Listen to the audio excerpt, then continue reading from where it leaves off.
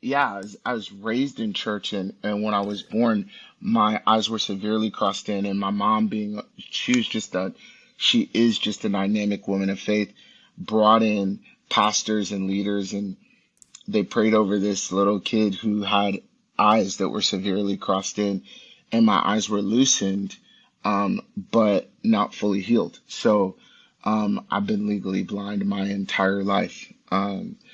And I think when you're legally blind, you're always trying to figure out how to relate to the world with the deficiency that you have, right?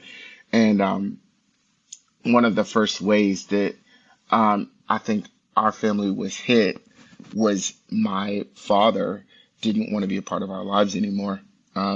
He Hmm. just didn't want to have a son that was handicapped. So he left at a really young age, and I think it just takes a while before things like hit you, and that reality didn't hit me until I was in like late middle school, early high school, where everybody gets teased in middle school, but when you have a visual handicap, you're like a sitting duck, you know?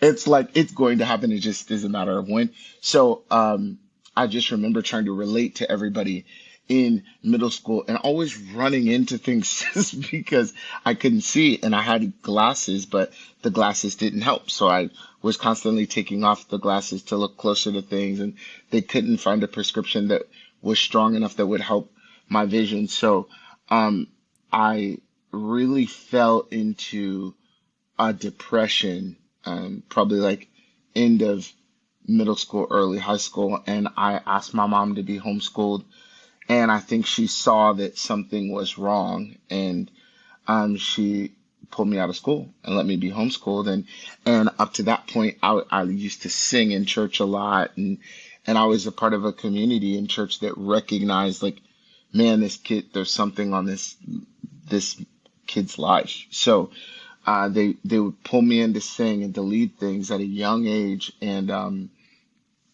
something just didn't feel right in high school, and at the beginning of high school, and I stopped singing for 3 years, and I would just sit at home with the shades drawn, and I just couldn't face life, I Hmm. think. And it felt like God was unfair, and it felt like he Yeah. wasn't kind, and it felt like he wasn't good, because it felt like the perfect storm of things hit my life all at once. It was like my father didn't want to be a part of my life. I was legally blind, and it's like, man, is there anything good that can come out of this, Lord? And as I was walking through that and walking through depression, I remember somebody gave me a Hillsong CD. I'm so old, y'all. CDs. What in the world? Hey, you and me Uh, both. like, somebody gave me a Hillsong CD before Hillsong was cool, and it had Shout to the Lord on it. And I would just sit in my room and play worship music, and I didn't have a grid for what was happening in my heart. And of course, now I know that it was the presence of God. It was the presence of God that was actually lifting me out of this stuff. Wow. But I would play worship music on end, and I would just listen to it, and I just kept feeling better. And something happened in my heart. So and then as I began to kind of be lifted out of this season of depression that lasted a good 3 years, um, I just developed this hunger for the word, because I felt like I didn't know who I was and I needed to know. And so as I began to dive into the word, just found out who I was. And the Lord just began to show me who I was in the person of Jesus. And that relationship began to mean more to me than anything that I experienced, because every father up to this point I had experienced had left. Every Hmm. father didn't want anything to do with me. Um, but coming to know Jesus and of course, Jesus is like, if you've seen me, then you've seen the Father.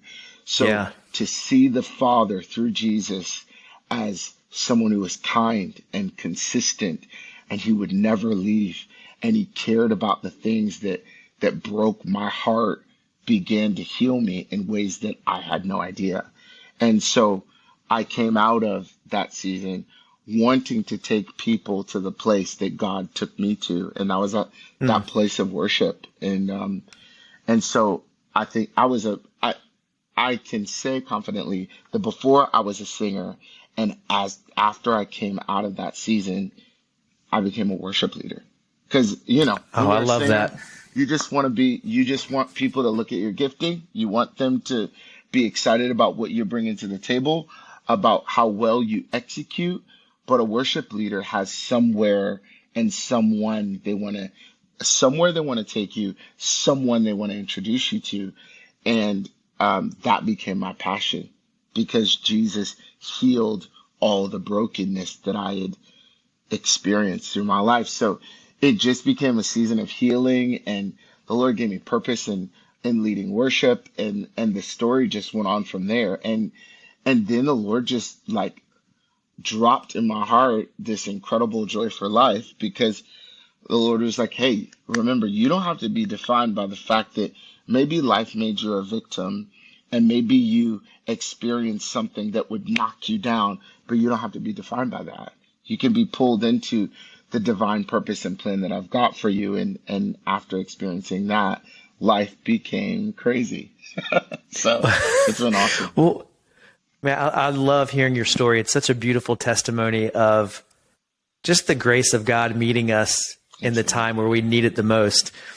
And even what you just said there about being defined by your circumstances or your pain, I think a lot of times we tend to label other people by their condition, but Come we on. also, like you said, we label ourselves by Yep. our condition Yeah. rather than seeing ourselves as loved children of God Yeah. by our Father.